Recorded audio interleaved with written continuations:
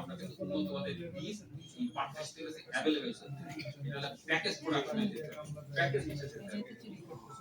ইদানিং আপনারা জানেন, আমি দুদিন আগে দেখলাম খুলনা দৌলতপুরে তারা রাস্তায় টায়ার পুড়িয়ে তারা আন্দোলন করছে, রড বাইরে রপ্তানি করতে দেওয়াটা বন্ধ করে দেওয়া হয়েছে। আমি মনে করি এটা একেবারে অযৌক্তিক না, এবং এই আন্দোলনটা শ্রমিকদের আন্দোলন না, এই আন্দোলন হচ্ছে মালিকদের আন্দোলন, কিন্তু শ্রমিকরা এখানে কিন্তু ব্যবহৃত হচ্ছে।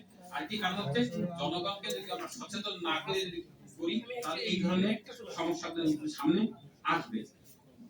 আমাদের পৃথিবীর চায়না কি পাট উৎপাদন হচ্ছে না? হচ্ছে। ওই চায়নার পাট তো বাইরে তো রপ্তানি হয় না, তারা প্রত্যেকটা পাটকে সেকেন্ডারি প্রোডাক্টে নিয়ে যাচ্ছে। আমাদের বাংলাদেশের যে প্রোডাক্ট দুধ আমরা যখন চায়নায় রপ্তানি করি, সেই দুধ দিয়ে চায়নায় বিভিন্ন ধরনের প্রোডাক্ট তৈরি করে সেটা বাংলাদেশে একটা 6 গুণ দামে। এটা হলো বাস্তবতা। সুতরাং পাটের চট না, পাট দিয়ে 240টা মতো প্রোডাক্ট তৈরি হচ্ছে।